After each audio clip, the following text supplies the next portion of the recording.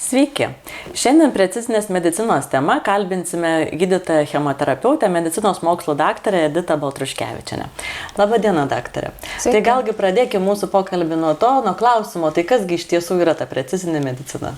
Precizinė medicina, dar kitaip vadinama personalizuota medicina, tai yra navikų gydymas atsižvelgiant ne tik į naviko lokalizaciją, histologinį tipą, bet taip pat ir į naviko genų pokyčius.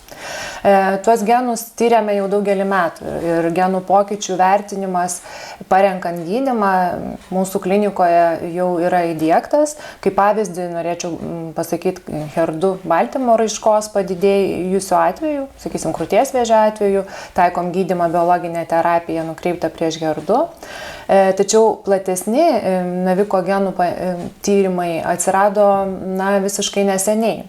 Ir šiuo metu galima atlikti išsamų genomo tyrimą, kuris apima nuo 300 iki 500 naviko genų ir nustačius genų pokyčius, mutacijas, kurios dažnai būna itin retos, grįžtame prie klausimo, kaipgi mes galėtumėm padėti pacientam.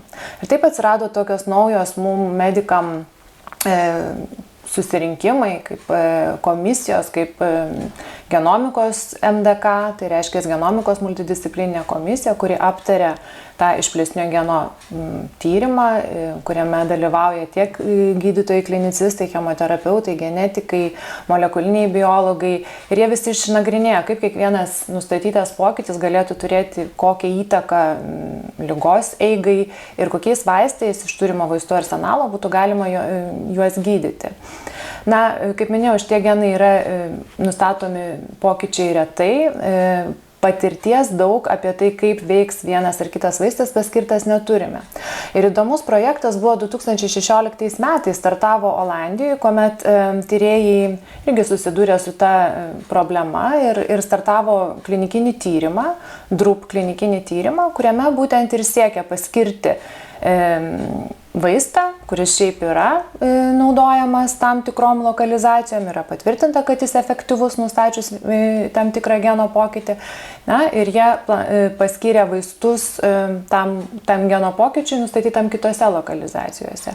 Ir šis tyrimas iš tiesų susilaukė labai didelės sėkmės, nes buvo ištirta daug pacientų, buvo įtraukti pacientai, kurie jau buvo išnaudoję visas gydymo galimybės ir jų gydymo rezultatai tais naujais vaistais, iš tiesų net pusiai pacientų davė naudą.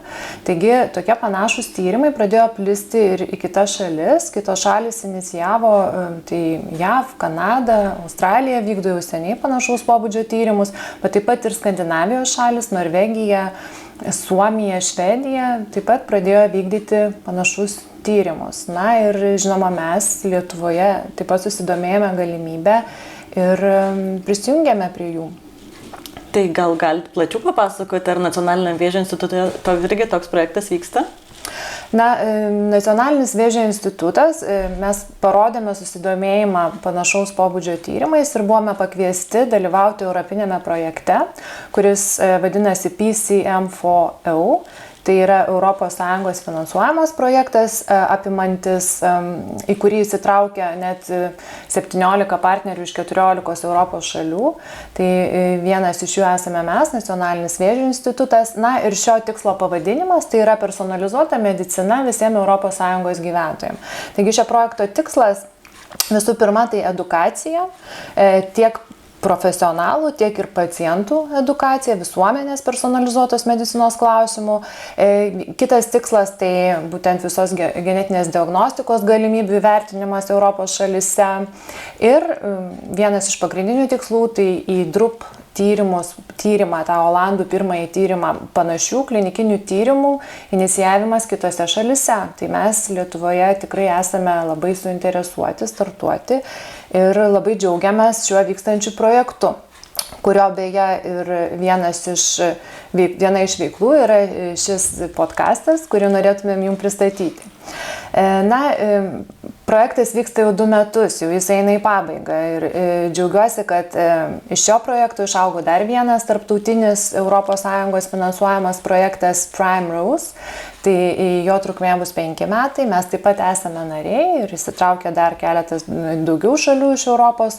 Na ir šio naujo projekto tikslas jau vykdant minėtus klinikinius tyrimus personalizuotos medicinos srityje, jų duomenis nagrinėti bendrai, taip susijungiant bendram tinklui Europos valstybių, kuomet mes galėtumėm prisidėti prie įrodymų generavimo apie tai, kaip personalizuota medicina būtent padeda gydyti vėžį.